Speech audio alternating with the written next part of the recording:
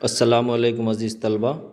سبق حضرت ختیجہ رضی اللہ تعالی عنہا سے ہم استعداد لفظیات میں 2 حرفی، 3 حرفی اور 4 حرفی جوڑ والے الفاظ کی مشق کرے تھے۔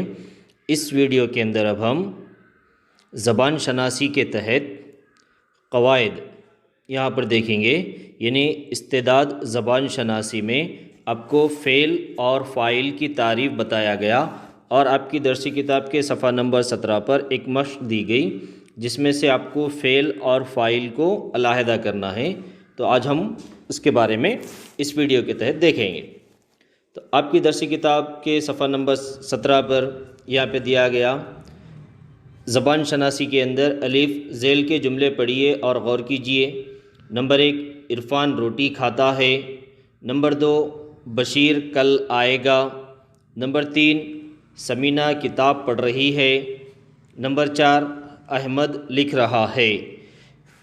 ان جملوں میں عرفان، بشیر، سمینہ اور احمد کے ذریعے کیے جانے والے کام جیسے کھانا، آنا، پڑھنا اور لکھنا فعل کہلاتے ہیں۔ یعنی فعل کی تعریف کیا ہے؟ ایسا کلمہ جو کسی کام کے کرنے یا ہونے کو ظاہر کرتا ہے فعل کہلاتا ہے۔ ایسا کلمہ یا پھر ایسا لفظ جس سے کسی کام کا کرنا ظاہر ہو اسے کہیں گے ہم فعل۔ ذیل کے جملوں کو پڑھیے اور غور کیجئے۔ نمبر 1، حامد نے ٹوپی خریدی۔ نمبر 2، راشد نے خط لکھا۔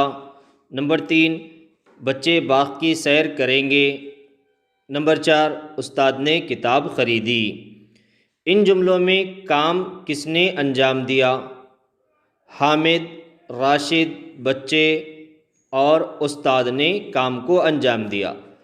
تو اس سے ہم کو معلوم ہو رہا کام انجام دینے والے کو فاعل کہتے ہیں، یعنی کسی کام کو انجام دینے والا فاعل کہلاتا ہے۔ تو آپ کو اب یہاں پہ ایک مشق دیا، ذیل کے جملوں میں فعل اور فاعل کی نشاندہی کرتے ہوئے جدول مکمل کیجئے۔ آپ کو آپ کی درسی کتاب کے صفحہ نمبر 17 پر ایک جدول دیا، اس میں چند جملے دیا اور اس میں سے فعل اور فاعل کے کالم کو بلینک رکھا، یہاں پہ خالی رکھا، آپ کو فل کرنا ہے۔ اب یہاں پہ نمبر 1، عرفان نے روٹی کھائی، یہ جملہ ہے۔ تو یہاں پر اس جملے سے فعل اور فاعل کو پہچاننا ہے۔ تو یہاں پہ فعل اور فاعل کون ہیں؟ پہلے جملے کے اندر عرفان نے روٹی کھائی، اس میں فعل ہے کھائی اور فاعل ہے عرفان۔ نمبر 2، نذیر اسکول گیا، اس میں فعل اسکول گیا اور فاعل نذیر۔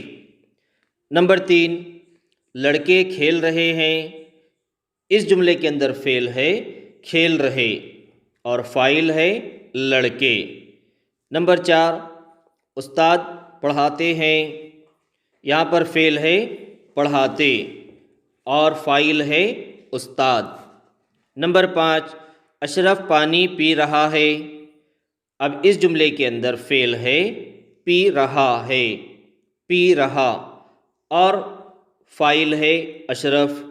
نمبر 6، راشد خط لکھ رہا ہے، اس جملے کے اندر فعل ہے لکھ رہا اور فاعل ہے راشد۔ نمبر 7، ایوب نماز پڑھ رہا ہے، اس جملے کے اندر فعل ہے پڑھ رہا اور فاعل ہے ایوب۔